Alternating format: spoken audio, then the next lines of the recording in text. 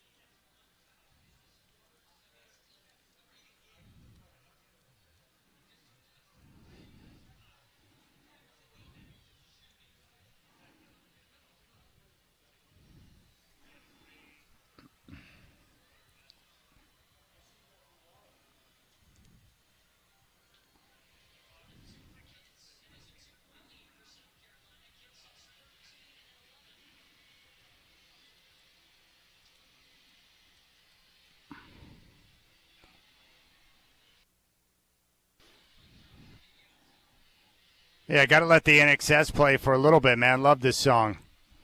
All right, Chad Doing. I'm live here at Spirit Mountain Casino today. Big thanks to Justin Ballinger, sportsbook manager, for hanging out on the program. I'll be back down here tomorrow from 1 until 4 for Elite 8 action. So come down and join me. I really do like it down here. It's super nice, super clean, and the sportsbook is awesome. Now, I've been to a lot of different casinos, and there are several in Vegas where they don't have a lot of time. I mean, a lot of space, and they just don't put a lot of, time, energy, money into the sports book, I guess because it's not a big, revenue producer like some of the machines or whatever. So there's a lot of places where you go in Vegas where there's not a lot of room to sit, and they just don't make it a priority, so it's not very comfortable. But down here you've got a wide open space, you've got food, you've got entertainment with the Topgolf Suite. It's a great place to hang out. So I encourage you to get down here and join me. I'll be back down here tomorrow with prizes in hand from 1 until 4. And then after the program tomorrow, I'll be hosting the Pot of Gold drawings. Tomorrow is the final Saturday for the Pot of Gold, where you have a chance to win a bar of gold, an actual gold bar that has terrific value. So come on down and join me. I don't know if you saw this last night, but a wild finish in the NBA that was awesome. Holding and looking is Giddey. Giddey still holding, still looking in play, accepted by Vooch. Left corner, Williams for three. Got it! Big time shot. Patrick Williams, 9.8 to go. And then LeBron threw it away. Kobe left side three. Yes! Oh my goodness! 6 seconds to go. 3.3 left.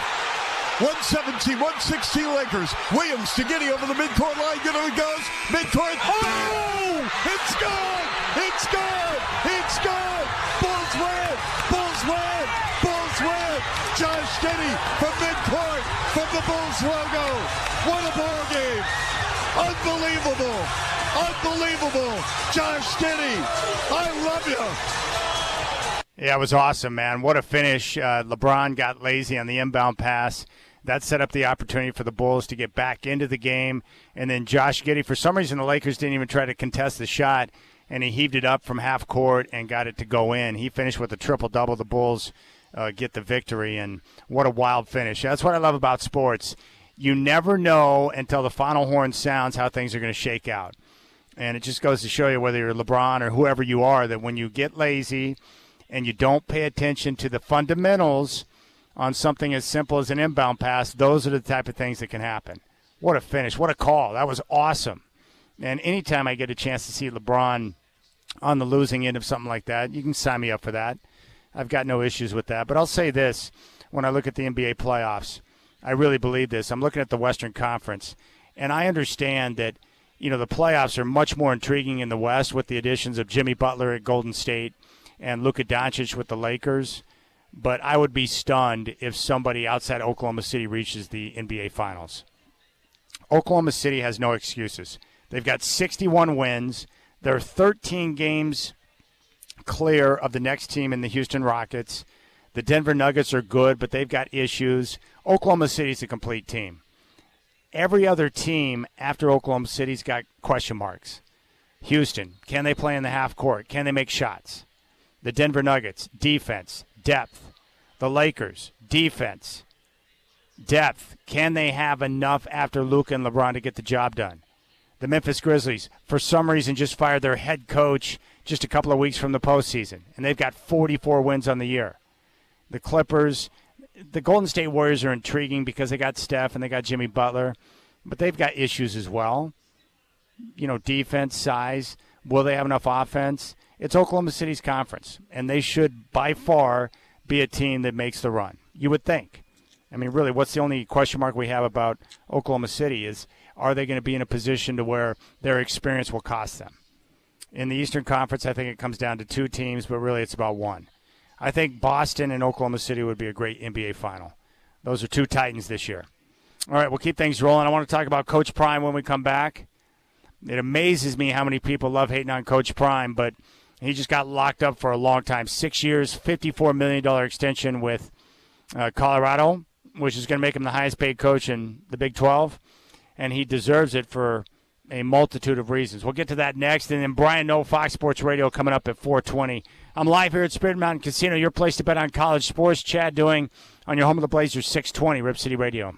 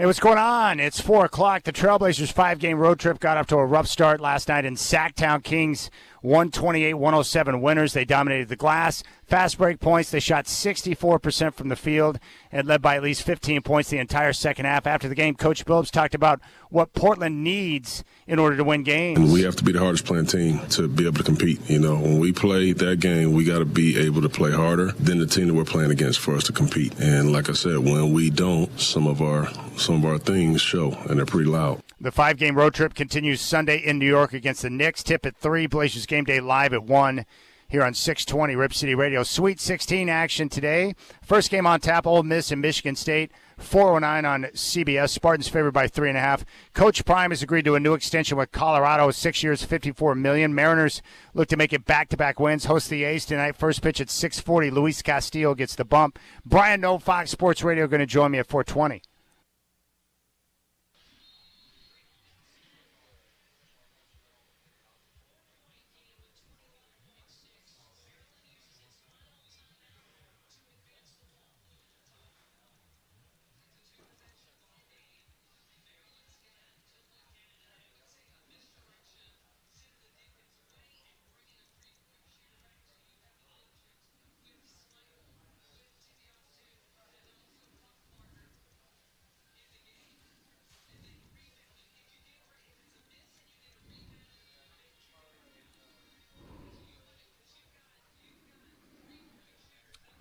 All right, Brian Noe, Fox Sports Radio, going to join me coming up at 4:20. I always love talking with Bino. See what's going on in his world. So Brian Noe at 4:20. I am right now live at the Sportsbook at Spirit Mountain Casino waiting for the action to begin. First game's coming up here in 10 minutes with Michigan State and Ole Miss. And I've got prizes to give away, so if you're on your way down, that's a good thing. We got 4 games coming up tonight. Blah, blah, blah, blah, blah. Let me try and spit this out here. Elite 8 action. There are certain phrases, words, terms, or whatever that just give me trouble on radio. And look, I know I'm not your smartest radio host. I understand that English is a challenge for me, but I'm just saying that Elite 8 does not roll off the tongue the way certain things do. So we got Elite 8. It's going to be one of those kind of days. I have not been drinking, I promise you. So tomorrow I'm down here for whatever that is tomorrow, the Elite 8, from 1 until 4. So come on down to Spirit Mountain Casino, your place to bet on college sports, and I have prizes to give away on site, and you can come hang out in a great place to watch games. Inside the sportsbook here at Spirit Mountain Casino, Vegas style, cushy seats. They've got the top golf suite here next to us where you can play golf, play other games, hang out. They've got 10 Barrel Brewing.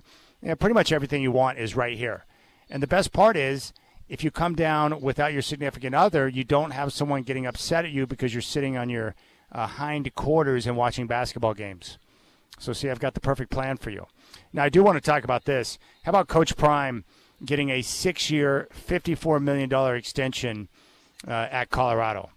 And he's already done terrific work in just 2 years. He has reshaped the entire program. He's brought immense amount of attention on the program. And he decides to stay and locks himself into the foreseeable future. Now, for some reason, there are a lot of people out there that love to hate on Coach Prime. They don't like the persona. They don't like how he operates. They don't like the way he took over the program and told kids to jump in the portal, whatever the case may be. It could be envy. I don't know. He is different in terms of how he operates his program. He does it with a lot of flash. He's got his own style. He's very straightforward in how he communicates, but I believe he's there for the right reasons. And I was told by so many people who were convinced that he was only there to coach his sons, Shador and Shiloh, and you can put Travis Hunter in that category because Coach Prime is like a dad to him. And then once those guys graduated, that he would jump and leave and head elsewhere. But that's not the case. He has earned an extension, 5 years, $54 million. That's going to run through the 2029 season. It makes him one of the highest-paid coaches in the country and the highest-paid coach in the Big 12. His base salary will increase to $10 million in this upcoming season. So that is tops in the Big 12 and among the top 10 highest-paid coaches in the country. And according to the contract, Sanders will earn another $10 million in 2026, $11 million in 27, $11 million in 28, and $12 million in 2029. If Coach Prime accepts another job before the end of the contract, his buyout starts at $12 million, and it adjusts from there the deeper they get into the contract. So keep in mind, when he took over the program, it had gone 1-11 in 2022. They were the worst team in Division I football. It was the cupboard was bare, and he came in and led the Buffaloes to 13 wins, including 9 last year, and a bowl berth in the Alamo Bowl. According to Colorado, which announced the extension today, the football program has been one of the most watched teams in sports with over 54 million viewers in 2024. That includes 8 million viewers who watched Colorado lose to BYU in the Alamo Bowl, the highest viewership in the 32-year history of the event. Quote, I'm excited for the opportunity to continue building something special here at Colorado. We've just scratched the surface of what this program can be. It's not just about football. It's about developing young men who are ready to take on the world. I'm committed to bringing the greatness to this university. On and off the field, we've got work to do, and I wouldn't want to be anywhere else but here, making history with these incredible players and this passionate fan base. Lastly, anybody got at least a 5-bedroom home with an acreage for sale. So Coach Prime's looking for acreage. So the university cited Sanders' impact on the school and its community, noting that the applications have increased 20% from a year ago to over 67,000, including an 18% increase in applications from out of state. According to the school, applications from prospective students who identify as Black and African American increased 50.5%, and applications from prospective students who identify as non-white increased 29.3%. Colorado sold out all but 2 home games last fall, marking the first time the Buffaloes have sold out 4 or more games in back-to-back seasons since 95-96. Last season, home football games generated a combined $93.9 million in direct economic impact to the city of Boulder and $146.5 million in total regional economic impact, according to the university. Quote, Coach Prime has revolutionized college football and in doing so has restored CU football to our rightful place as a national power. That according to AD Rick George.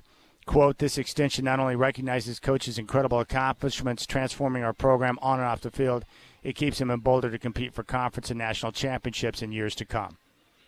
So there you go. Sanders and Colorado also agreed to meet and confer in good faith at the conclusion of the 27 season to discuss any potential extension on this agreement. All right, so here's why I come out on Coach Prime. All of those numbers in terms of enrollment, viewership, the economic impact, that's all great, and that all factors into the extension. But the reason why I love what Coach Prime is doing is it goes back to the reason why he got into coaching in the first place. And forget the pizzazz and the way he approaches the job. He's got his own style, and it works for him.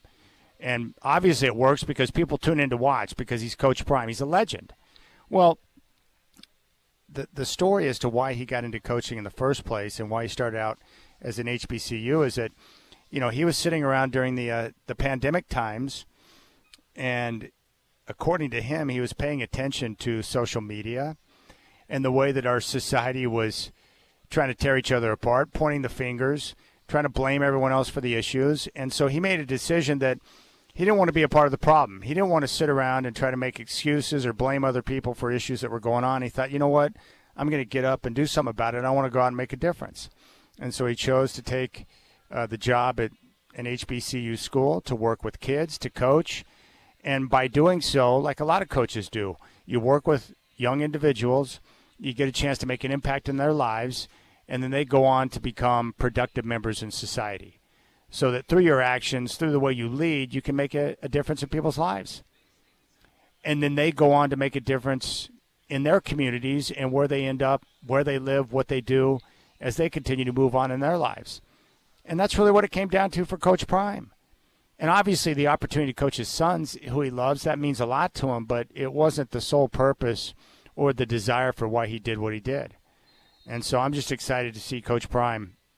And not just Coach Prime, but I like anybody who's, you know, these people that have a ton of money in the bank, but yet choose to remain active and engaged so they can continue to make a difference. I mean, Coach Prime doesn't have to work. He doesn't need the money. He's got plenty of cash in the bank, but yet he chooses to do it and wants to be a part of it. And I think for Coach Prime, based on the work he's done at Colorado, he'll continue to coach there, but probably sometime in the near future, if he desires the opportunity to jump in the SEC or another big conference, will be there. Like, he can go as deep and as far in the coaching game as he wants because of his abilities. And then obviously look at what he's done at Colorado and look at the staff that he's been able to surround himself with. He's got other big names who have joined him, and with that, kids are going to want to be a part of that. And they're going to want to have those type of people in their life in the coaching because they can help them get to the next level. So I like what he's done. And I know there are people who don't like him, who aren't necessarily down. They don't like his style, the way he goes about it. But I think it really comes down to the fact that I think his motives are pure. And he wants to make a difference in the lives of young men. And he's got his own style in the way he goes about it, but I respect it. And he's put together quite the coaching staff for people who are on that staff and helping him. Pat Shurmur, who's a longtime NFL coach, offensive mind. He's the offensive coordinator and works with the quarterbacks. Obviously, you know about Warren Sapp and the work he's done on defense. He's worked with the defensive linemen. He's involved in the quality control. See, when you got these type of trees or you got the connections that Coach Prime has, it allows you to surround yourself with people you trust and people who know how to get the job done.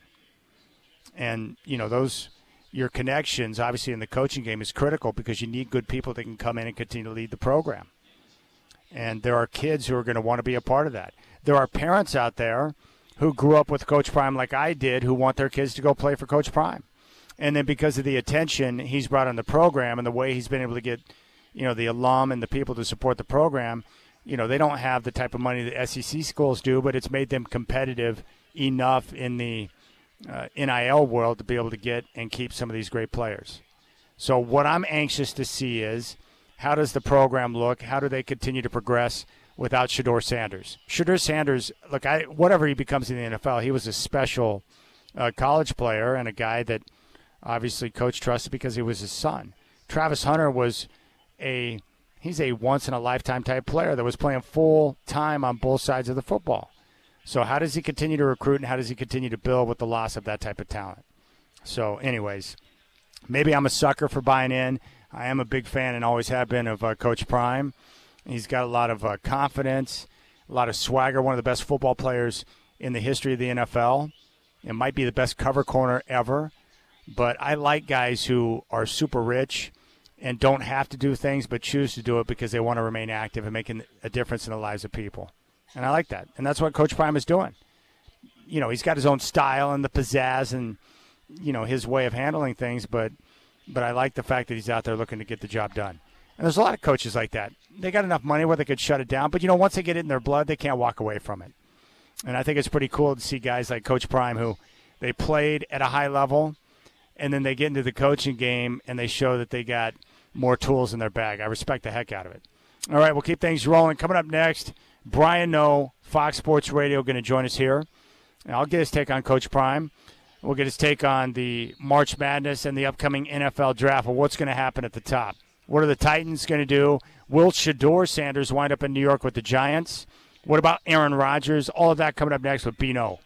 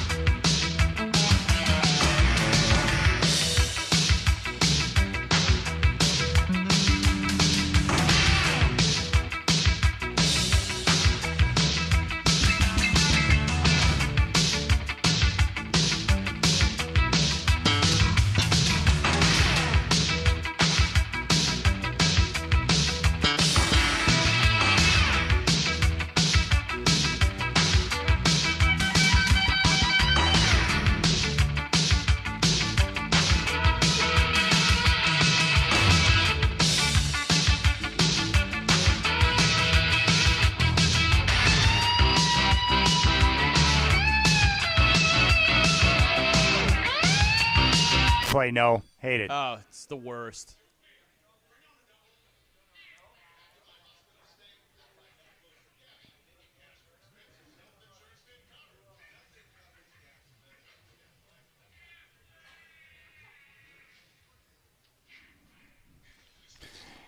Well, it's my favorite time of the week because Bino, Fox Sports Radio, is joining me right now. And now, from what I understand, no, you're enjoying some finer weather down in Vegas. Good for you. Chad doing. Yes, the sunshine is out. It was a little overcast today, but it is. It's getting warmer, and it was much needed, man. This winter was pretty lame. Like, we've been traveling around to some colder places. When my nephew got married in March, it's freezing in the Michigan area. Yeah, we were just talking off air. You reminded me of the day that you and I decided to haul a mattress across town. And it was like the worst weather day possible. It was stormy, it was raining, and the wind was blowing in all directions. And you've got two buffoons like you and I who have no handyman skills whatsoever trying to figure out how to tie down a mattress with some bungee cords and use a tarp to prevent it from getting wet. And you were right, man. It's a miracle that it did not fly off the I-5 bridge and land in the Columbia River. All I know is I got it to where it was supposed to be. I don't know how it happened, but I was proud of you and I because you and I, when it comes to handyman stuff, can't do anything. And just the fact that it got to the destination, I think, is a win for both of us. You know, it's funny. If someone would have said, hey, would you take this outcome? The mattress comes flying off. It ends up in the river. I'd be like, and there was not a 14-car pileup, like no one got hurt. Yeah, I'll take that. Just flies in the river. Cool, sign me up. But it got there unscathed. It was a minor miracle because we're just out there. Hey, maybe try this. I don't know. It seems like it's tied down, kind of. It worked out. I can't believe it, man. All right, take a listen to this. Cameron Hayward, originally came out, and it sounded like he was being critical of Rodgers for taking his time on deciding where he wanted to play football, but he clarified it, and this is what he had to say. Take a listen. It was misconstrued. From my point of view, I was asked the question, would you go to the lengths of going to a darkness retreat to recruit Aaron Rodgers? I said, I'm not doing that. The pitch is, if you want to be a Steeler, be a Steeler. That's all it was. It wasn't meant that I don't like Aaron Rodgers. I'm against it. I think, when I look at our team right now, it would be really cool to have a guy like Aaron Rodgers. But, I can't be the guy who gets it over the finish line. I think he's got to make those decisions for himself. But, excited to see what happens. See, I love that because that's a guy right there that has seen Mason Rudolph, Russell Wilson, and Justin Fields, and it broke down Big Ben. He knows that they need Aaron Rodgers. He knows it, but it's like he's not willing to do anything for him. Like that's where you're not willing to go to the darkness if that's what it required to get Aaron Rodgers? Like, you rattled off the quarterback play. Chad, the Steelers haven't won a playoff game the last 9 seasons. You got to go all the way back to remember when Antonio Brown was doing the Facebook Live video in the locker room? That's the last time they won a playoff game. The Steelers beat the Chiefs. The Chiefs were led by Alex Smith. They got a 2-point conversion to tie the score. It was negated because there was a holding penalty. The holding penalty was on Eric Fisher for holding James Harrison. That's the last time the Steelers won a playoff game. And the pitch is, if you want to be a Steeler, be a Steeler. Really, Cam? That's all you can do here? Like, he's not nearly as desperate as he should be after nearly a decade without one playoff win. That's crazy to me. But, hey, he's just like, if you want to be here, be here. That's it. That's all you're getting from Cam Hayward, apparently.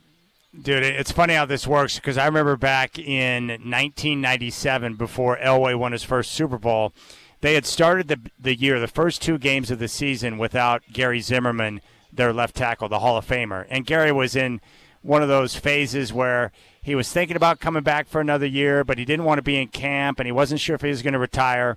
So they played the first 2 games, and I still remember the guy's name because he sucked.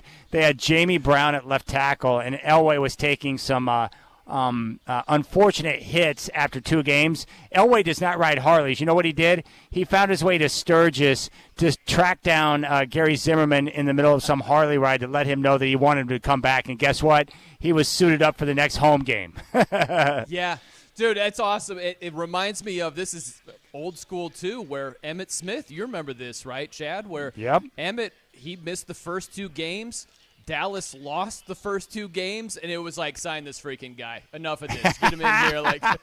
And those were the early 90s when they were winning those Super Bowls, when they went on that run. They're not used to starting 0-2 at that time. But, yeah, sometimes it does work out like that. I'm just surprised. I'm surprised Cam was like, I'm not doing anything to get Aaron Rodgers, but hopefully he comes here. It's like, okay, all right. Not leading the recruiting welcoming. He's not leading the welcoming committee, I guess, Cam Hayward, but he'd be cool if Rodgers is suiting up there. If I knew that the Broncos had a chance to get Patrick Mahomes, I would go to a darkness retreat. I would run naked through any highway necessary. Whatever it takes, I'm in, man. Just sign me up right now. I'll do anything. And that's the other part of this. Maybe Cam doesn't think that highly of Aaron Rodgers at this stage of his career. That's possible too, where if this is Patrick Mahomes, if there was some way, put all reality to the side, if there was some way Mahomes was on the open market and it's posed the same way, hey, Cam, would you go to the darkness if that's Patrick Mahomes' thing to recruit him? If he's like, no, if you want to be a Steeler, be a Steeler. Now we got issues, right? Now we got real problems. But maybe he just doesn't think that highly of Rodgers. That's possible too. But don't you think that a franchise, like if you go and you play a year with the Jets and they're on one end of the spectrum, a dysfunctional franchise with poor ownership, poor decision-making, and we have decades of track record to understand how bad they are, the Steelers, I think, would be a very good fit. They've got a head coach who's respected. They've got a strong brand, a great fan base, and a family-run operation that makes good decisions. They're stable. Like, that would seem like a pretty good spot for a guy like Aaron Rodgers who's looking to rebound off a bad year with the Jets. Yeah, I see it the same way, Chad. It's like, what's his better option? I think this is the best option for both sides. The Steelers don't have a legitimate better option than Aaron Rodgers this season, and I don't think legitimately Rodgers has a better match than the Steelers. I don't think he's got a better option there. So it's just because Rodgers is weird and goofy. It's taking a little bit longer than it should, but I think we're looking at these as being the best options for both sides because what's Rodgers' other option? It's wait for a starter to get hurt, and then you're the guy that goes to that team. Well, what if that doesn't happen? What if it doesn't happen right away? What if you have 2 weeks to get ready for the season because there was an injury leading right up to – you know what I mean? Like, I think the Steelers are his best option. I don't know what he's waiting for. Yeah, no question about it. All right, at the top of the draft, you got Tennessee, Cleveland, and the Giants. Where do you think the 2 quarterbacks, Cam Ward and Shedeur Sanders, are going to go? Do you think they'll both go top 5?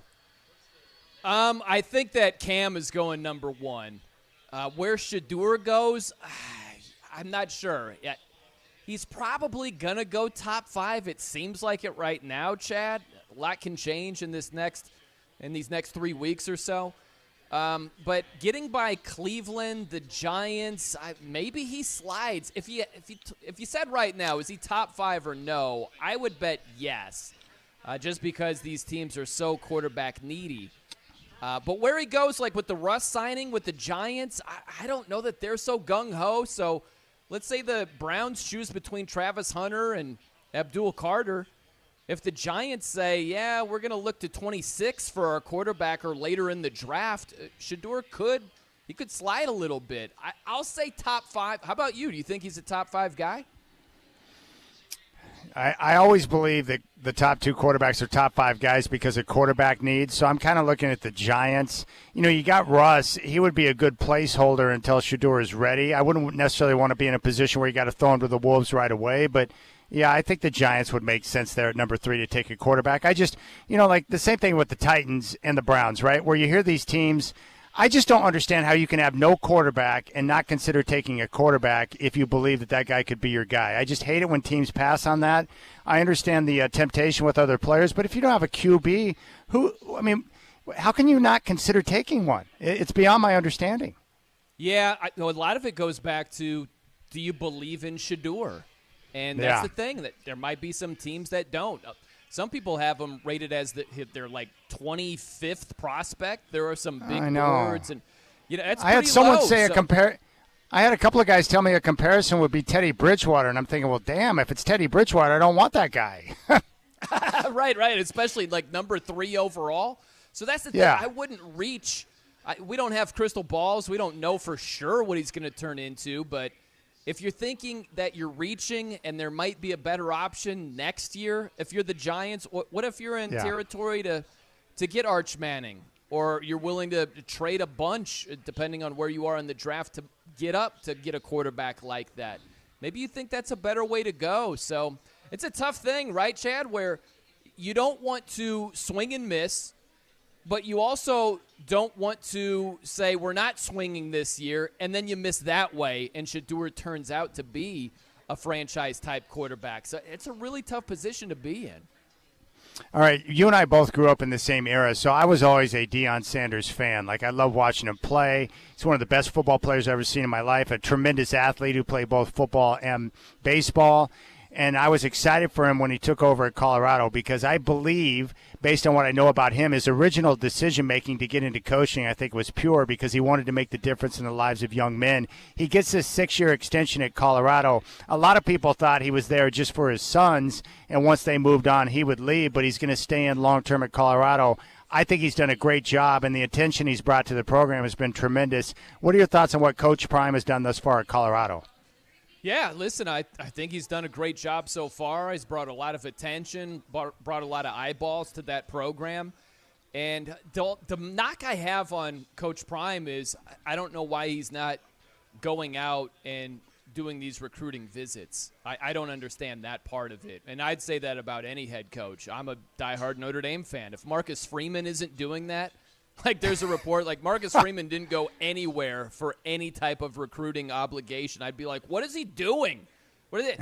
But that's the knock on Deion, where it's like his whole mentality is I'm not hard to find. He's got hoodies with I ain't hard to find on it.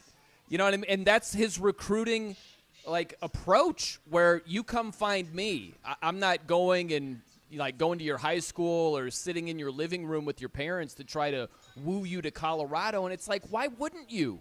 Why would you not? And that's the thing.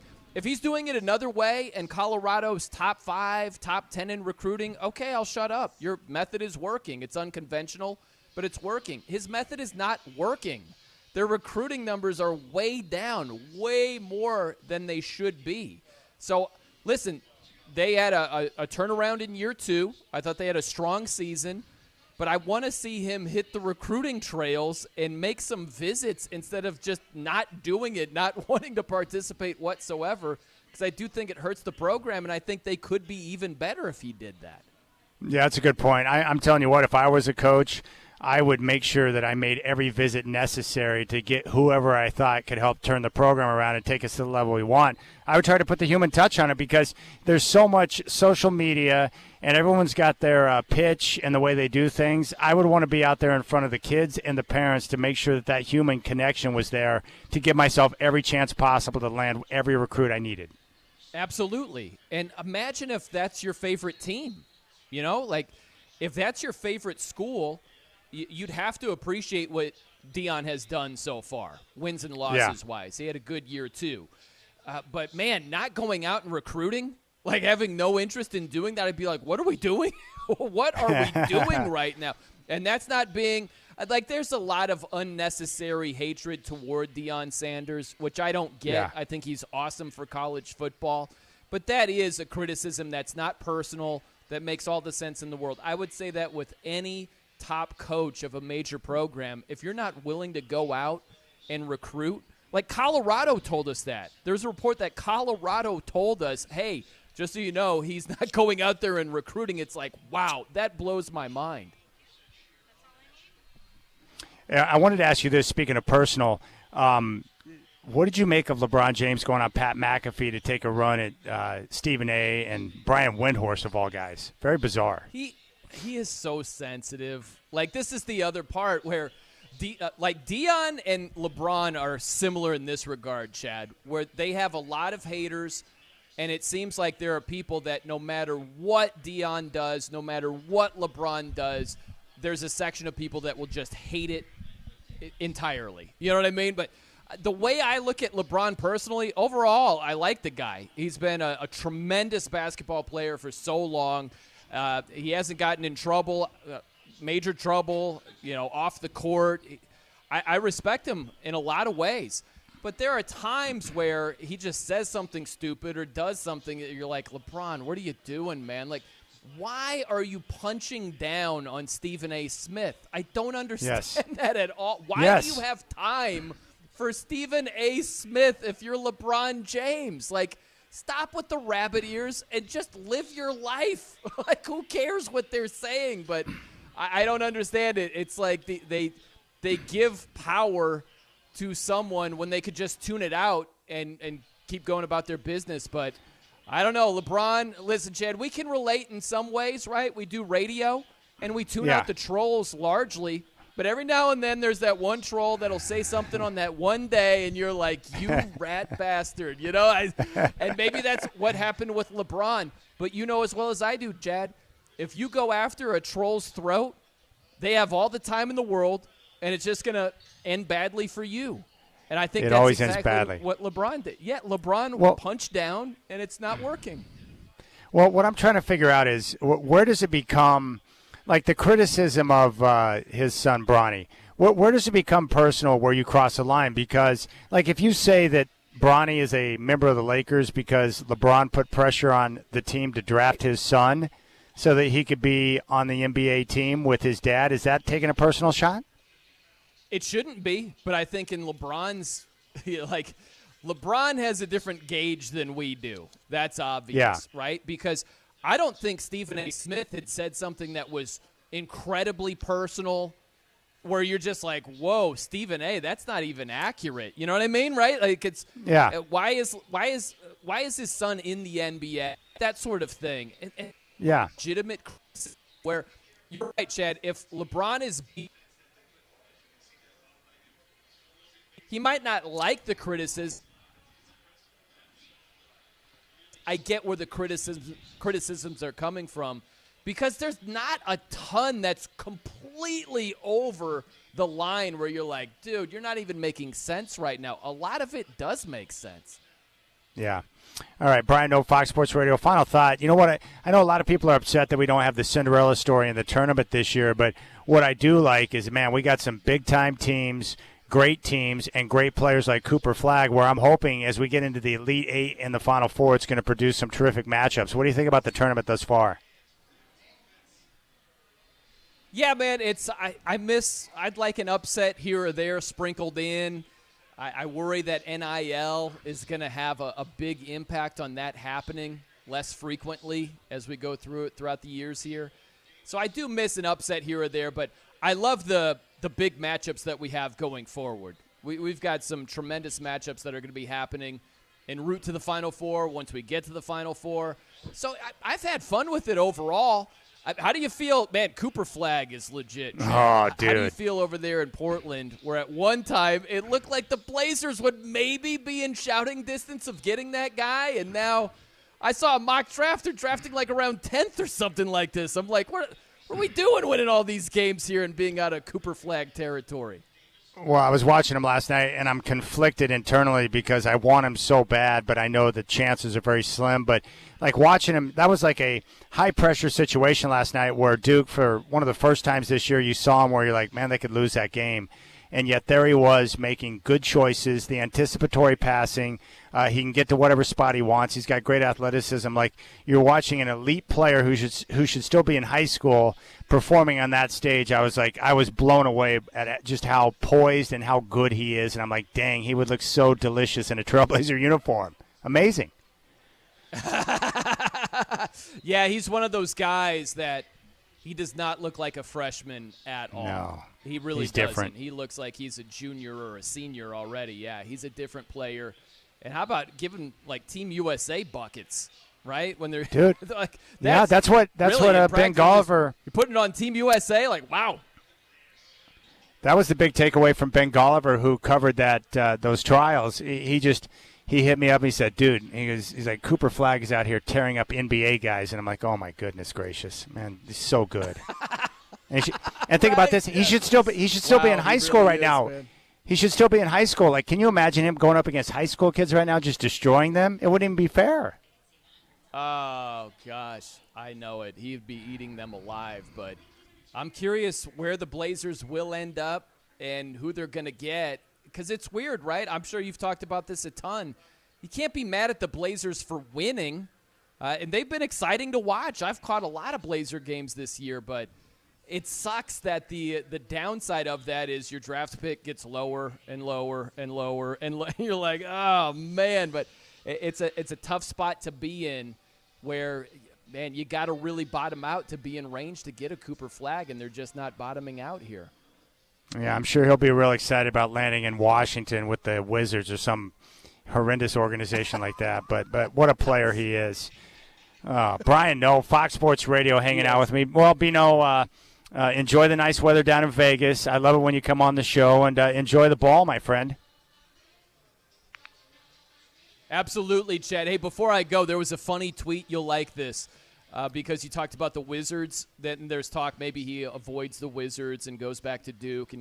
And there was a tweet that's like, hey, we're going to have the number 1 pick the next year. We can run this back again. Right? It's not going to change anything. I thought that was pretty funny, man. But, hey, enjoy the hoops, Chad. You have a great weekend, and thanks for having me on, man. Always good talking ball with you.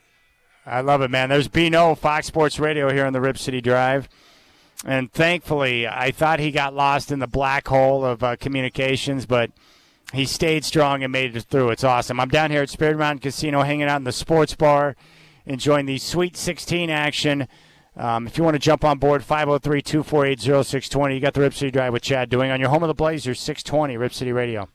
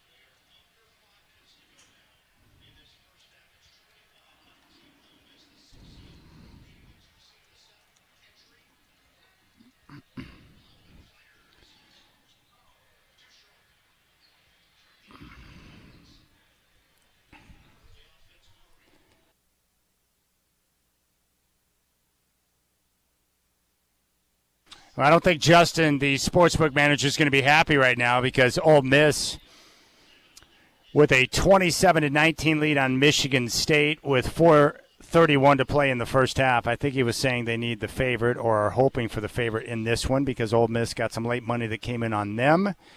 And the Tennessee-Kentucky game is now underway. 7-4 Tennessee with 16:33 to play first half. The two games coming up later on this evening at 6:39 on CBS, Michigan and Auburn. Right now the Tigers favored by 8.5, and then you got Purdue and Houston, the 1-4 matchup in the Midwest, and the Cougars right now favored by 8.5. Trailblazers get a couple of days off, so no game today or tomorrow, but they'll be back in action on Sunday in New York to take on the Knicks.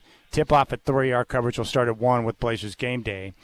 Travis excited because he'll have an off day in New York where he gets to go see mom and dad, so that's cool for him. And the Blazers now coming down the home stretch. The regular season will end 2 weeks from Sunday, if you can believe that.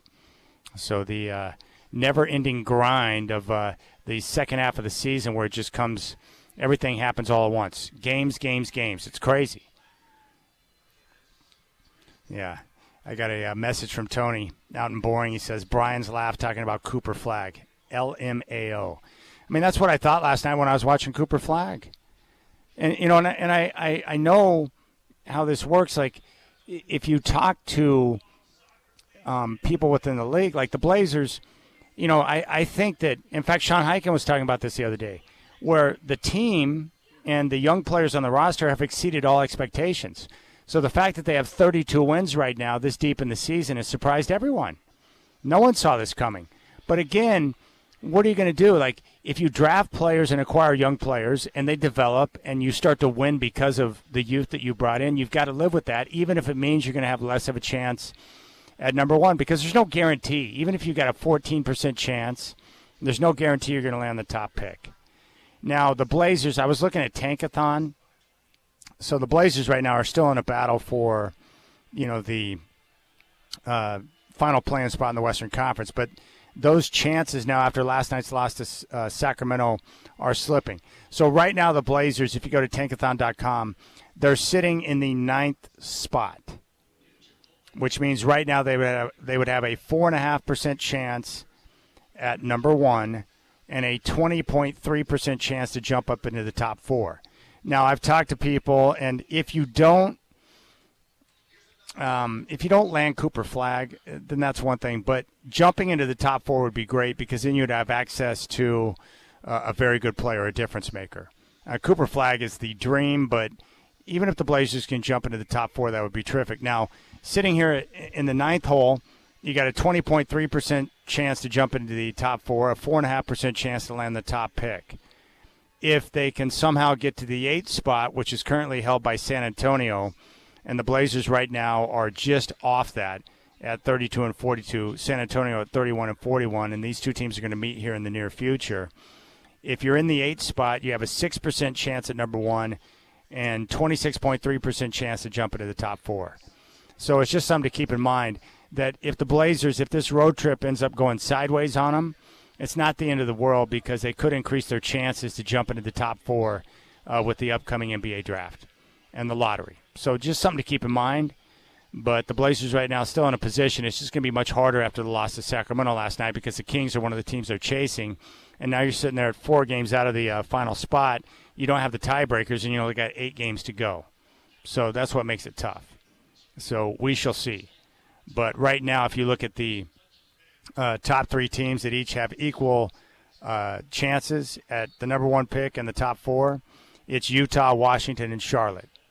And each of those teams have a 14% chance to land the number 1 pick and a 52.1% chance to jump into the top 4. So we'll see how it happens. But I'm happy with the way the season has progressed because they've gotten, you know, much-needed data on their young players. Scoot Henderson, who I had no idea about after last year, I now feel comfortable that he's going to be just fine. Shaden Sharp has shown flashes of brilliance at times. He was benched for poor defense, but he's responded to that. There are times where he's a little bit too passive, but he's shown me enough to know that he's got a chance to be special. Denny Avdi and Tamani Kamara, I have no questions about whatsoever. Those two guys are just awesome finds. And then Donovan Clingan, in the limited minutes he's played as a rookie, I think the Blazers found another solid player in that. So they got 5 guys that they can build upon. And so that's exciting, something you should be excited about. And, I think, Chauncey Billups and his staff have done a good job with the young group. So that's where we're sitting right now. That's where we're at. But if you want the Blazers to make the play-in, they probably need to win out on this road trip and go 4-1. And there are some winnable games on the schedule. New York is not going to be easy. New York is going to be a tough one on Sunday because they're one of the best teams in the NBA. But the rest of the road trip, they're games that you can win. Or at least on paper you can win. At New York, at Atlanta, at Toronto, at Chicago. New York clearly is tough, but those other 3 games, Atlanta, Toronto, Chicago, and then they come back home, they face San Antonio, then they play at Utah, and then you get Golden State and the Lakers at home in the final 2 games of the regular season. Obviously, those 2 games are tough, but it depends also on who they're playing or who they're not playing. Who's going to be available? Are they still jockeying for playoff position? And I need to get the story. I haven't been able to get in touch with a couple of people I know in Memphis to get the details on why they made a decision to fire their coach this close to the postseason. That's bizarre. Crazy. And you got those 2 teams right there. The Memphis right now is in a battle for one of the top spots in the Western Conference. They're tied with the Lakers right now in that 4-5 spot. So they have a chance to get home court advantage in the first round. All right, we'll keep things rolling here on the Rip City Drive. I'm live at Spirit Mountain Casino, hanging out in the sports book and taking in the Sweet 16 action. I'll get you up to date on the games when we come back. You got the Rip City Drive with Chad Doing.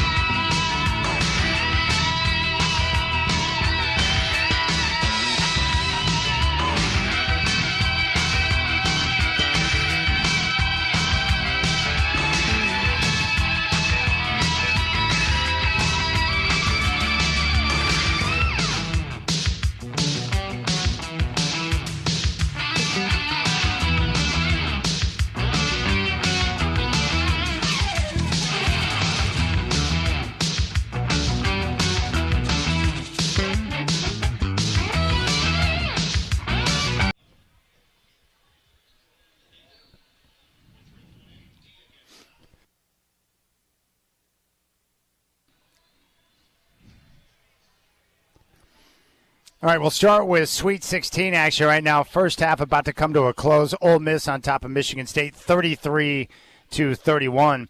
First half, 10 minutes to play. Tennessee on top of Kentucky, 21-13. At 6:39 on CBS, Michigan and Auburn in the South. The Tigers favored by 8.5.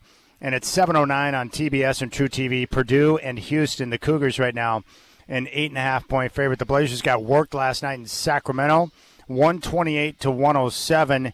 After the game, Coach Billups explained the things that his team needs in order to win games. We have to be the hardest playing team to be able to compete. When we play that game, we got to be able to play harder than the team that we're playing against for us to compete. And like I said, when we don't, some of our things show, and they're pretty loud. Knicks and Trailblazers from New York on Sunday. Tip at 3. Our coverage will start at 1 with Blazers Game Day. Join me tomorrow at Spirit Mountain Casino. Special Saturday edition of the Rip City Drive 1 to 4 from the Sportsbook at Spirit Mountain Casino, your place to bet on college sports.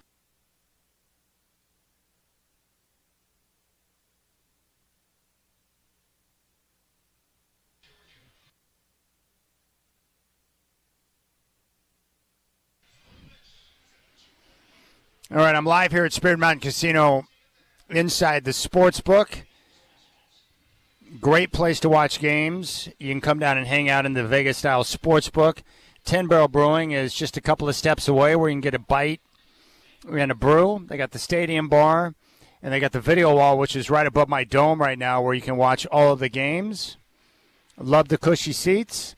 I'm sitting right underneath an air vent right now, so I'm literally freezing my coconuts off, and it's very chilly, but it's nice in here. I love the open spacing, the seating. I don't like being in very tight, confined areas. So this is wide open. Good place to hang out and watch some action. And right now, it's halftime. Ole Miss on top of Michigan State, 33-31. So underdog on top at halftime. First half, you've got Tennessee out in front of Kentucky, 21-13. And then the two games coming up later on today, Michigan and Auburn in the Sweet 16. South region, Tigers an 8.5-point favorite. And then Houston and Purdue, a 1-4 matchup in the Midwest. The Cougars are favored by 8.5. I'm going to be back down here tomorrow from 1 until 4, so you can hang out. Come down and join me. Hang out in the sports book. Take in some of the basketball action. You can get down on the action. And then after the show, I'll be hosting the pot of gold drawing, so you can get a chance to win a bar of gold.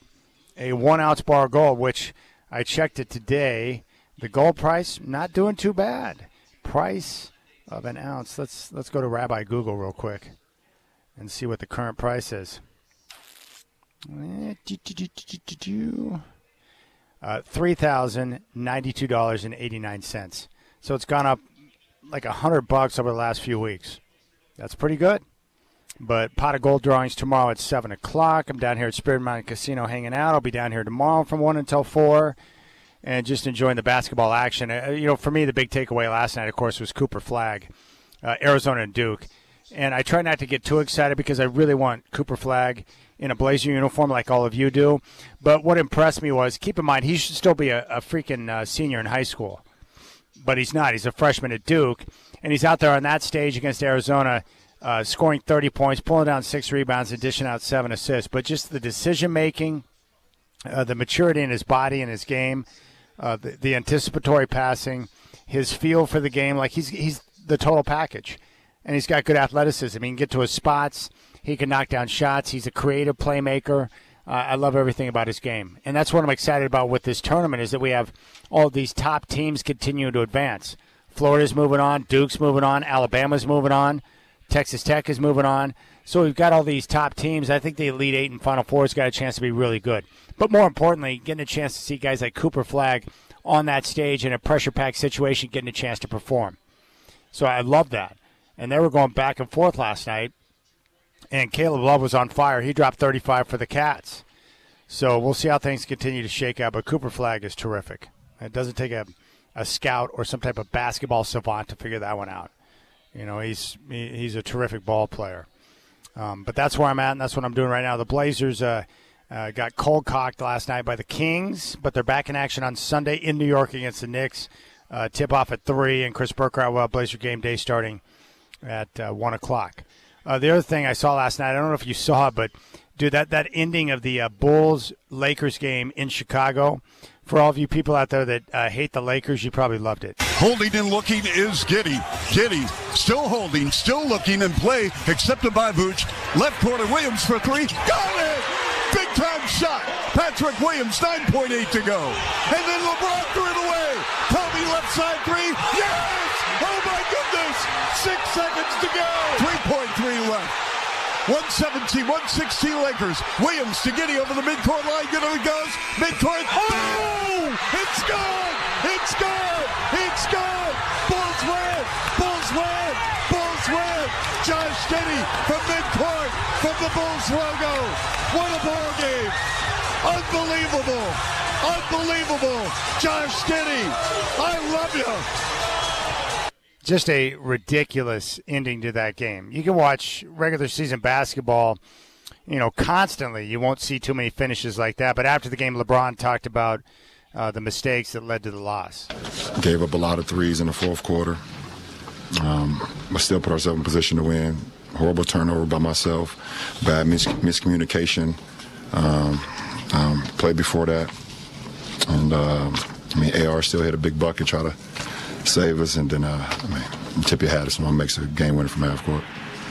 Yeah, that's all you can do. Tip the cap. Josh Giddey, triple-double, hits the game winner from half court.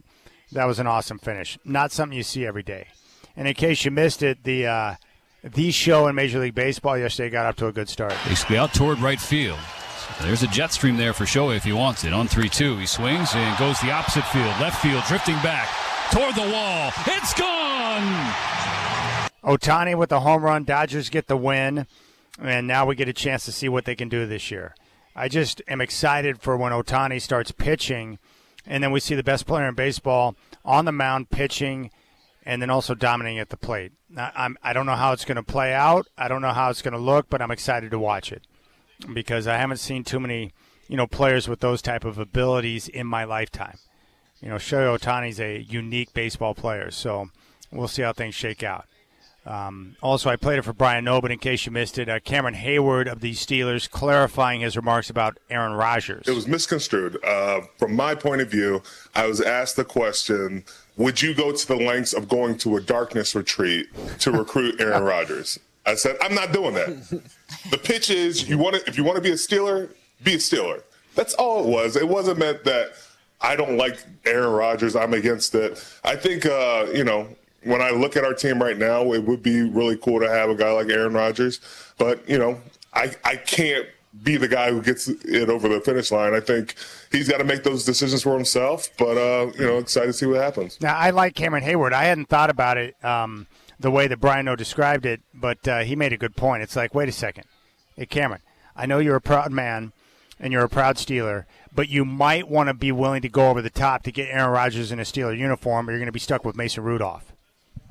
And based on the quarterback play he's seen for the Steelers over the last several seasons, like broke down Big Ben, Justin Fields, Russ, Mason Rudolph, you might want to be willing to go to a darkness retreat to get Aaron Rodgers in a Steeler uniform. I mean, he knows better than I do. We all know it. But bad quarterback play is awful. And I've talked to players who have played in the league before. When they have a bad quarterback, when you're on a team with a bad quarterback, you know when a certain guy steps under center that you're done. In fact, Lorenzo Neal told me that when he was with the Bengals, they had Corey Dillon. Like, they could run the football. They had some good players. But he said when Akili Smith took over and he came into the huddle, he said that they all knew that they were done. Because he just didn't have the presence. Like, they were like, uh-oh, we're in trouble here. And I'm not singling out Akili Smith. I'm just saying that there are certain guys where guys on the team know it's like, well, we're done here. Because if you don't have quarterback play, it's hard to make things happen in the NFL, especially when you look at some of these divisions right now. And it's why the Seahawks went out and made a move and paid a price to get Geno Smith. Why? Because you're looking at a division with a young up-and-comer in Bo Nix, Patrick Mahomes, and freaking Justin Herbert. We might need to have a plan at quarterback. Better than Gardner Minshew in that division. And if you look at the AFC North right now, you're the Steelers. So the Browns are irrelevant because they stink to high heaven. Dumb ownership, bad decisions, no quarterback. I do like their coach, though. But if you're the Steelers and you're looking up at Joe Burrow and friggin' Lamar Jackson, you might want to go over the top and hit the darkness retreat to make sure Aaron Rodgers signs up and gets ready to go. It's just like that in certain divisions. The quarterback play is so important. And bad quarterback play makes for bad games. So, come on, Cameron. Man, help him get over the finish line. And I asked Brian off air, I was like, well, why is it taking so long? When are we going to get the announcement? He's like, because it's Aaron Rodgers. And that's probably what it is. Aaron's taking his time because Aaron can take his time. You know? And if I was Aaron Rodgers, I'd probably take my time too. Maybe he's just holding out because maybe he's just being a diva. Maybe he's just, waiting because they're discussing different things behind the scenes. I don't know. Maybe he's waiting and hoping that Minnesota will change their mind and bring him in. That's the one I wanted. I wanted him to go to Minnesota because I love the storylines and the parallels between him and Brett Favre.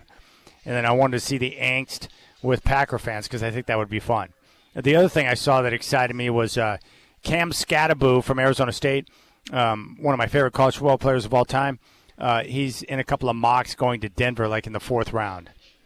There were reports coming out of his pro day that he ran like a 4.5 40.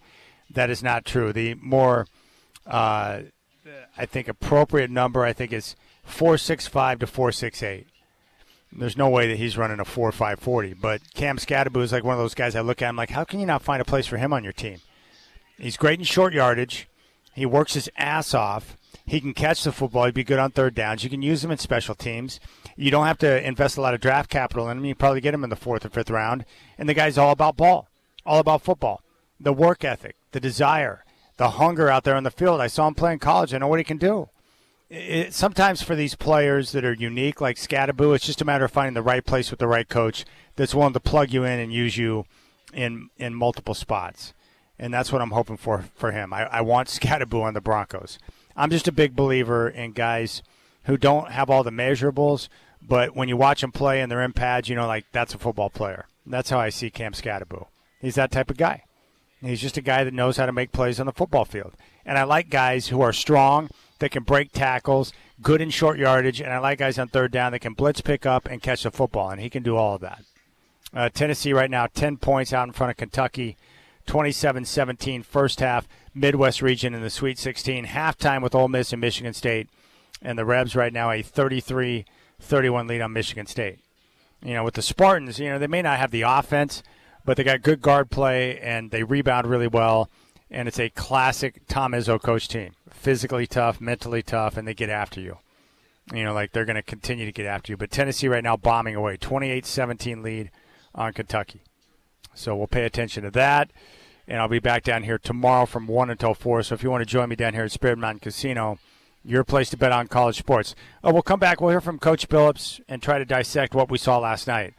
Kind of an ugly game down in Sacramento.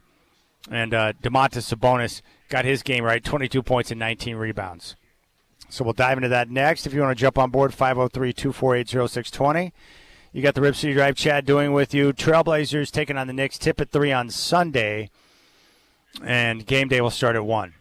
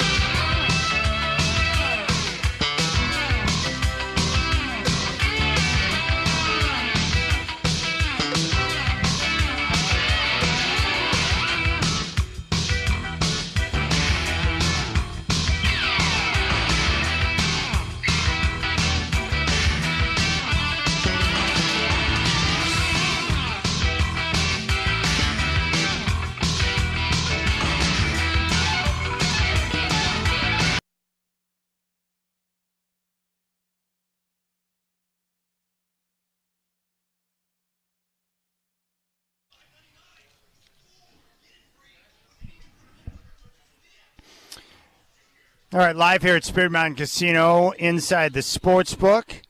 I'll be back down here tomorrow from 1 until 4 with prizes in hand to give away. So I encourage you to come down and join me. It's a great place to watch games, hang out in the sports book. You can get down on the action. You can grab a bite at Tin Barrel Brewing or get a beverage from the stadium bar and hang out, and it's a good time. So get on down here. I'll be back tomorrow, 1 to 4. I'll be down here on April 5th and April 7th as well. I've been holding off because last night's Blazer game was painful to watch because they just didn't have it. I don't know if you felt the same way if you watched the game, but, you could tell early on, like they just, it was like there was like a glaze over their eyes. The energy wasn't there. They looked like a tired basketball team, and they just weren't physical, and the Kings took it to them. They were the aggressors, and they took advantage of their opportunities. They got on top, and they didn't look back. They led by 15 points throughout at least 15 points the entire second half. But after the game, 128-107 was the final. 22 points, 19 boards for Sabas, or Domantas Sabonis, Sabas' son. And they got a game-high 29 from Zach LaVine. He looked good as well. The Kings shot 64% for the game. In the third quarter, they shot 83%. They were 10 of 12 from the floor. So they were just on fire all night. After the game, Coach Billups talked about the loss. Guys, before the game started, the most physical team would win the game. I was right. They were so much more physical than we were. Our thing is to always hit first, and we want people retreating, playing against us.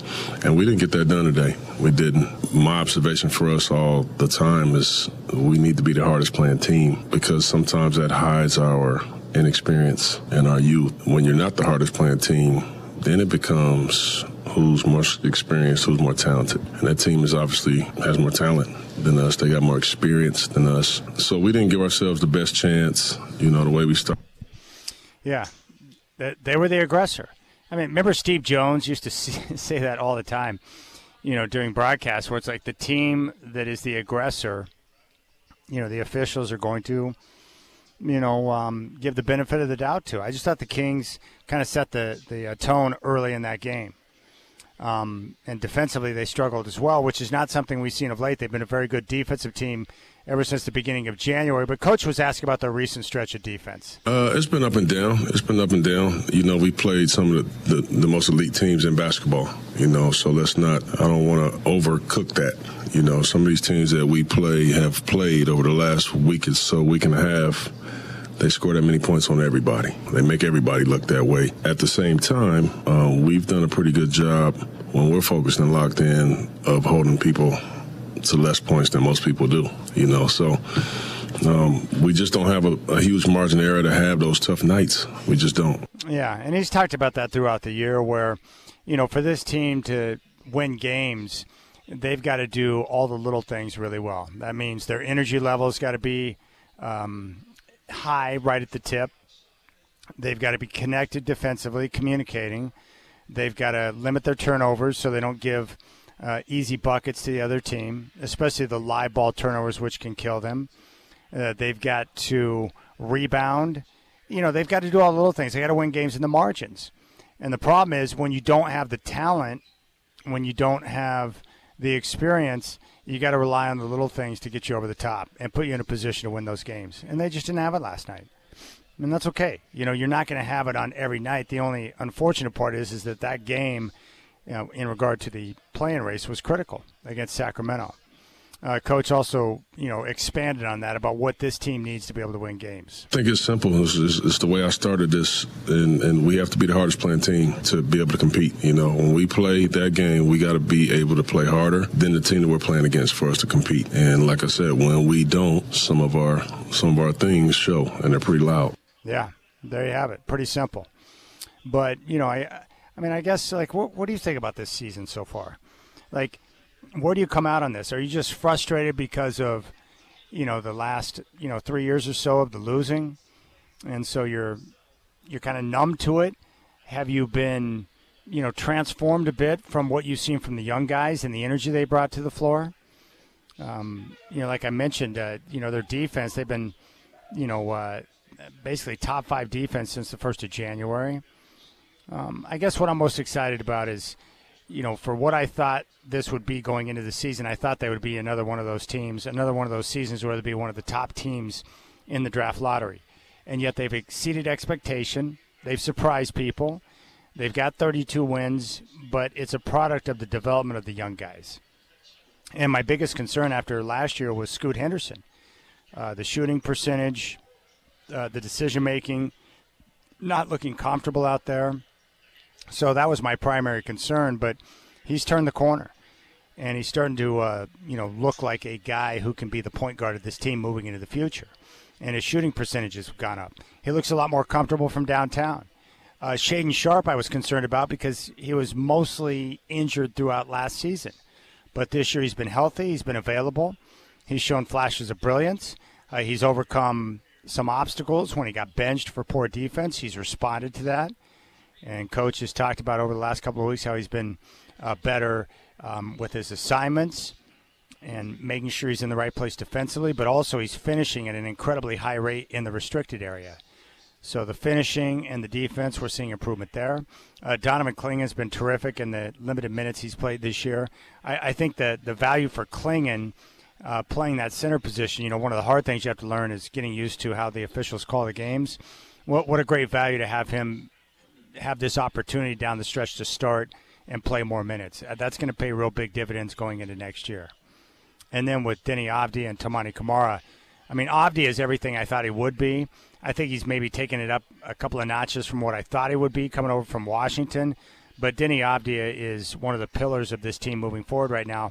And then with Tamani Kamara, great defensively, but he's improved his offensive game. The three-point shooting is better, and he's adding that move where he's able to put the ball on the floor and attack the rim on the closeout in those type of situations. So, for me, I like where they're at. And you can see the light, at least I can. I can see the light at the end of the tunnel in terms of what Joe Cronin's trying to build. And now the big question moving forward is that if Shaden Sharp or somebody else on this group of young guys is not your number one, your alpha, then how do you acquire the alpha? Do you jump up in the lottery to the top 4 so you can access another high-level player? Do you get an act of God and get Cooper Flagg? Or does it come in another direction? But what I've been happy about is that, the recent conversations these guys are having after games is, they're recognizing where they make mistakes defensively. They're understanding what they need to do to make improvements from that, and then they go out the next game and execute it. So based on what I saw last night, I would expect the Blazers, with a couple of days off, to be even more effective in the game on Sunday against the Knicks. More connected, better energy, and more focus, which is nice. All right, let's go out to the phones. Sean in Sandy wants to talk about the Trailblazers. Sean, my friend, what's going on? What's on your mind? Hey, brother, this has been a great year. I really I just wanted to touch a couple points on what I saw happen this year. And I see Scoot has really come, really come along. And I love, like, what you're talking about, the vision of Joe Cronin, but that kind of coincides with the what's going on with what the coach brings. Because you can have a vision with the general manager, but the team takes on the personality and what happens with the head coach and Chauncey's defensiveness and how he really brings the team together and how he really works with the youngsters. And I like Chauncey the way he works with people and how he brings out the best in people. And how he puts confidence in people. Look what he's done with Denny. Look what he's done with a couple of these guys. And a lot of other coaches probably wouldn't have done the same thing. So I really appreciate that. But I really appreciate just the cohesiveness of the team and how they've gotten along. Most teams, you see a lot of drama. You see things that happen here or there through the season. What I saw through the Blazers this year is the cohesiveness and how the team came together and how the players support each other. And you don't see that in a lot of teams, and that has to do with the coach. And I'm really scared. I'm really worried how what happens here, because I really hope they just kind of stay the course and just kind of keep evolving. I really like what they're doing. I like Chauncey Billups a lot. I like him and what he's done as a coach. I like what he's done as just bringing the team together and how he's just a real man. and he's a real somebody the players can look up to, because you ain't going to bring somebody in that the players can look up to like that, and how that he's just a really he's just somebody you can have a lot of pride and you can look up to, and you listen to him as just like a father figure. And I really appreciate that. And I also wanted to touch base on what the Blazers have done this year. You know what I've noticed the Blazers do this year? I watched them do a lot of activities in the community that brought people together. Look what they did with, like, the 90s night. Look what they did with for Bill Walton. And they've done a lot of things to really bring fans together. And I really like what the Blazers do for what the Blazers do with the community and fans. And Blazers Edge Night is just phenomenal. And thanks for letting me give my point of view, Chad. And you guys do a lot, and you guys have had a great year. I love the Blazers, and I'm going to support them no matter what happens. But I really hope they stay the course, brother. Have a good night. All right, appreciate it, Sean. Thanks, man. Have a good weekend, buddy.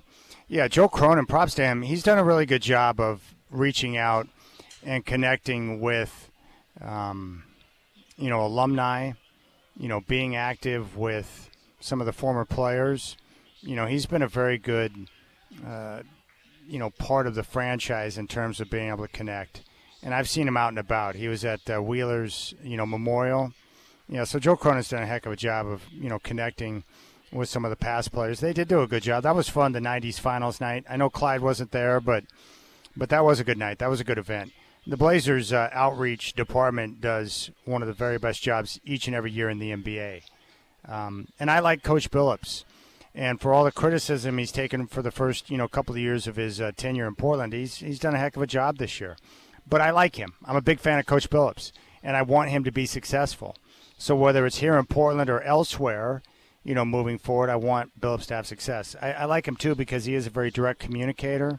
I do think the players respect him. And, again, just look at the results. Look at the improvements of the young guys and the way that they've come along. I mean, you've got to give Billups, if you're going to criticize Billups for his shortcomings, you've got to acknowledge when things go well. And, obviously, he's done a good job of working with he and his staff, developing the young guys, which I think is nice. Going back to Scoot Henderson real quick, he has made improvements this year. He's cut down on his turnovers. His 2-point percentage has gone up. His 3-point percentage has gone up. So he's making strides in his game. Now, he's not where he needs to be, but he's getting there. And, last year he shot the 3 ball at 32%, but this year he's up to 35, close to 36%. So he's got to continue to work, but the improvements that we've seen in his game, especially with the shooting and the 3-point shooting, the catch and shoot, that's just a product of him putting in the work. And the fact when he came in the league, he was so young. And looking back now, I think we realized that, the G League, I think, was maybe not productive for his game in the NBA. And now that he's had time to continue to work and adjust, he's getting better. And I think what we're seeing with, Scoot is, the decision-making. The game is starting to slow down for him. He's learning how to use his body and athleticism to get to his spots and get his shots up, but shooting a lot more competently from downtown. Yeah, Scoot's been nice. And he's still growing. But that's the great thing about these young guys. Scoot, Shaden, Klingon, and even Denny and Tamani, they're all young, which means they're going to have room for growth and continued development. Now, if they make a move and go to a different direction with their head coach, is that going to, stunt the development of the young guys? Probably not. My guess would be no. But I do know this about Chauncey. He is coached well enough to where if he's not back in Portland, he'll get another job elsewhere. And he's well respected around the league. And it's weird because Chauncey, he's like a legend. Outside of Portland, anywhere else you go, he's a legend. And people, especially in Colorado, Detroit, people love Chauncey. But, he's learned on the job too. Not easy. He came in with no experience. And, the story on him around the league when he first, took over in Portland as head coach was the name or the word I heard the most was disorganized. But as time has gone on and he starts to develop a better understanding of how to run a team, how to coach a team, and you start to pick up on all the little things you don't know ahead of time, when you first become a head coach. Well, now it's much more organized. And obviously the one thing that helps too is you get better players. He's got younger, more athletic guys now that can play the way that he wants. And I agree with Sean. They are taking on his personality. He's a tough. I mean, take a listen to what he said last night about what his team needs to win games. I think it's simple. It's the way I started this, and we have to be the hardest playing team to be able to compete. When we play that game, we got to be able to play harder than the team that we're playing against for us to compete. And like I said, when we don't, some of our things show, and they're pretty loud. Yeah, they're pretty loud. I mean, he just described himself. Obviously he's defensive minded. He wants his teams to play hard. And they got to be on top of the little things. And Chauncey at his best in the NBA was that type of player. But we're starting to see that from these guys. Especially I think with Denny and Tamani. I think Coach sees an extension of himself in those two players. How tough they are, how physical they are, how much they engage on the defensive end of the floor. I think he sees a lot of himself in those two players, in particular, and how aggressive they are. I think that's how he is. And I think that's what he sees. So I think that's how it works. I think he sees himself in those two players. So they just got to continue to work. That's all. But I'm happy with where we're at. Playing or not, it doesn't matter. The progress has been there. So that's where I'm at on the Blazers. It's been about player development from day one, and that's where they're at. The other priority is acquisition of young assets, draft picks or young players. Now, nothing happened at the trade deadline. But my guess is that Joe Cronin was laying the groundwork for deals that are going to come up. And they've got players that they're going to have to look at and make decisions on. And a variety of guys who are going to be unrestricted free agents in the summer of 26. So who is that? That's DeAndre Ayton, Anthony Simons, Robert Williams, and Matisse Thybulle. I don't know what Thybulle's going to do. He's got a player option for this summer. It's at $11 million. A couple of people I've talked to think that he'll pick up the option because he probably wouldn't be able to get $11 million on the open market. So that's something to keep in mind. But he's got 4 players there to deal with, and then you got Jeremy Grant. So really you've got 5 veterans that you got to make choices on. That's really what it comes down to. And, and from there, what do? You continue to, bring in those type of young pieces. What I want to know is, who are, aside from, if Chauncey Billups is not his coach, I'd like to know what he and Schmitz, the short list of guys they're looking at. I would be intrigued by that. But more importantly, what players were they talking to teams about at the deadline that didn't come to fruition that are going to be like this year's Denny Avdia? Who are those players? I'd love to know that list. That intrigues me. All right, let's check the scoreboard right now. Sweet 16 action going on in college basketball. Ole Miss still leads Michigan State with 13 minutes to play second half, 46-39. The Rebs are out in front. It's halftime in this SEC battle in the Midwest. Tennessee on top of Kentucky, 43-28. Michigan and Auburn, a 1-5 matchup in the South, coming up at 6:39. And then the late tip, the 4 and 1 seeds, Houston and Purdue will match up in the Midwest. And the Cougars right now favored by 8.5. The Auburn Tigers are an 8.5-point favorite. But that's what we're looking at right now. All right, we'll come back here at Spirit Mountain Casino. Don't forget, I'm down here tomorrow, too. So if you're going to be out here this weekend, come down and watch some of the Sweet 16 action. And then at 7 o'clock, we'll have the drawings for a pot of gold. This is your place to bet on college sports and a great place to hang out this weekend. Spirit Mountain Casino, this sports book is nice. It's plush, Vegas style, a lot of cushy seating, and then you can grab some good food over at 10 Barrel Brewing. So come down tomorrow. I'll be here from 1 until 4 with prizes in hand to give away.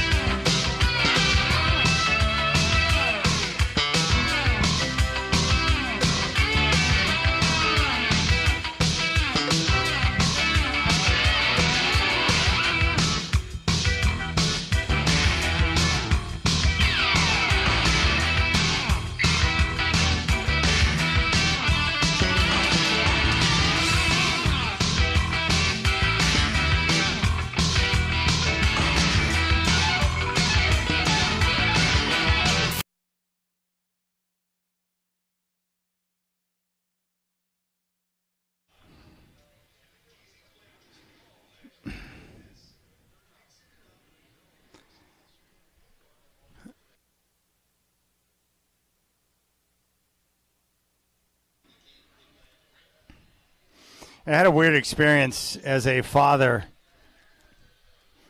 last night. Maybe you dads out there can relate to this. But my daughter's now 15 years old, and like any girl at 15, she's developing into a young lady.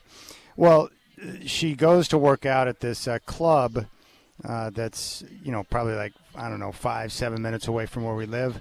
So she's not driving yet because she's 15, so I give her a lot of rides to wherever she's got to go. And, of course, she's got a social calendar that makes mine look laughable at this point in time in her life. So I'm always taking her different places. But I don't know for sure, and I certainly didn't ask because I didn't want to know. But I believe that I saw a guy checking out my daughter last night. It was like one of those moments where I'm like, wait, what? Why is he looking at? And I was like, oh, no, that's what's going on. Oh, it's just like one of those things where it's like I wasn't prepared in that moment because I was kind of in a, it's one of those deals where I was kind of, like you're in a stupor, like thinking about all these different things. And then you're looking at something and all of a sudden your mind processes what it is that you just saw. And it's like, oh, no. And, yeah, so that was a good experience. But there you have it. I hadn't had that experience yet as a dad, and I just had it last night. And that was an odd experience for the first time. But I think I should probably get used to it because it's probably not the last time it's going to go down either. So there you have it. Also, I'm getting a Dodger fan that's reaching out to me. They're watching this Fight for Glory Apple TV documentary on the Dodgers championship. They're upset because I guess Aaron Boone said the Judge was the best player in the sport, not Ohtani. Well, what's he supposed to say? I mean, like if you're Aaron Boone, like even if you've got Aaron Judge, even if you think Ohtani's the best player in the game, like, should you say that? Probably not. I like both guys. I love Aaron Judge. Even if he did drop that ball in the World Series, like, I think Judge is cool. Like, he's one of those guys. He's like a lumberjack, man. He's like a big, strong guy that can mash the ball. He had this home run when I was at Yankee Stadium last year where he turned, and, like, the sound of the bat on the baseball, he just makes it look so easy because he's so big and strong. But Ohtani is like a different animal. And I think it's going to be fun when he starts pitching this year to watch him do everything that he can do. He's unique. I haven't seen too many players like him. But, the best baseball player of my lifetime that I've seen in action is Barry Bonds. I don't think too many people would argue with that. Barry Bonds was unbelievable. But Ohtani's a different animal. I can't wait to see him pitch and how well he does on the mound. But, yeah, I don't have too much of an issue with Boone saying that because that's his guy, right? That's his player. Unless it's a situation where you have like certain coaches, like there are certain players, like if you're coaching against Michael Jordan, I don't care who's on your team, like acknowledging that MJ's the best, like that's okay. Or if you're coaching against Patrick Mahomes, it's okay to acknowledge that he might be the best quarterback in the NFL. I don't think you're going to do anything wrong. But if you're coaching Aaron Judge and you're going up against Ohtani, you might think Judge is the best. Judge is awesome. I love Aaron Judge. I think Ohtani is just a different type of animal, different type of talent. Right now, halftime, Tennessee up on Kentucky by a score of 43-28. And right now, Ole Miss and Michigan State looks like it's going to come down right to the end. 3-point difference, 50-47. The Rebs on top of the Spartans. And then we got 6:39 Michigan and Auburn. And the late tip will be Purdue and Houston. And then I'm back down here tomorrow. You can come down and join me to watch some hoops. 1 to 4, I'll be down here live on air. The basketball games will be going on tomorrow. And then we got the pot of gold drawings at 7 o'clock. So a lot of stuff going down here at Spear Mountain tomorrow. The games tomorrow that are on tap in the Elite Eight, 3:09 on TBS and True TV will be Texas Tech and Florida. That's a 3-1 matchup in the West. The Gators are a 6.5-point favorite. And then, one of the best games of the tournament thus far, 5:49 on TBS and True TV will be the 1-2 matchup with Duke and Bama for the rights to go to the Final Four. Duke right now favored by 6.5. And Alabama's coming off that game last night where they set an NCAA tournament record with 25 threes. How would you like to be a BYU fan and just watching the Crimson Tide raining in threes last night? That was crazy. 25 threes. You got to be kidding me. So there we have it. That's what we're looking at. Good matchups tomorrow. I like that. Duke, Bama, Florida, Texas Tech. So we'll see. And, man, Michigan State's tough. They were down big early, but they battled back, now down 1 with 7 minutes to play. And I heard an interview with Izzo earlier in the week. Man, he still loves coaching. These coaches, they can't get it out of their blood, but he's a tough guy. He's one of those guys where I saw him, I was covering it was an Adidas Superstar camp. This is back in 2006, and it was in Sewanee, Georgia, just outside of Atlanta. And I was down there for the whole week covering this Adidas Superstar camp. I had never been to like a Superstar camp before, so it was my first experience. But the two big players were Michael Beasley and Eric Gordon. Those were the two stars. They were co-MVPs of the camp at the end of the week. But what was cool is like all of these college coaches, like big-name coaches, came into the camp because they were recruiting, right?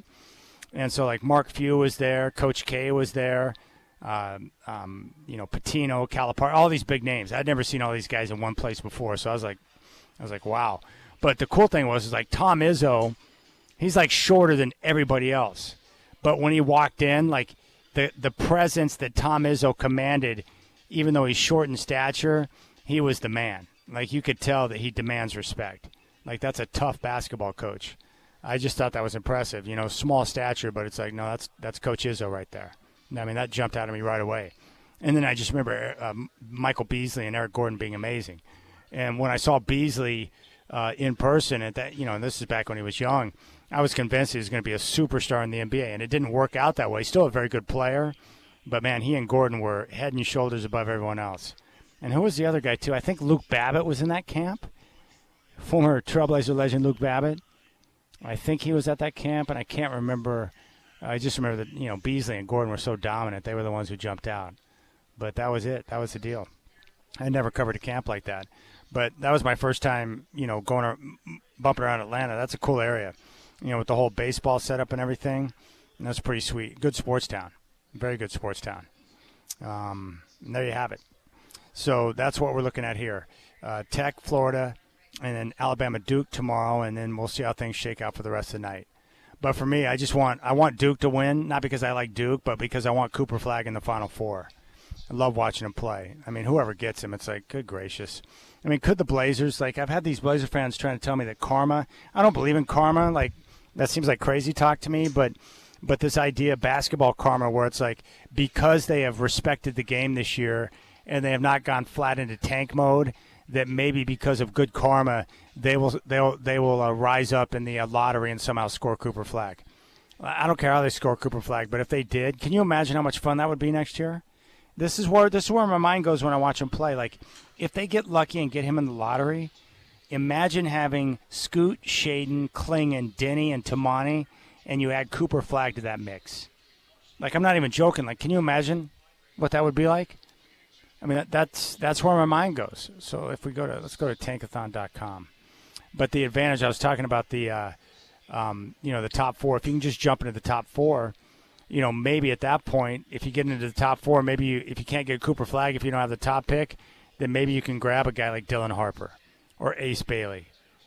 I mean, getting the top pick would be tough, but if you could get into the top four and have access to another high-level player to add to this group of 5 guys, like that's exciting. All right, big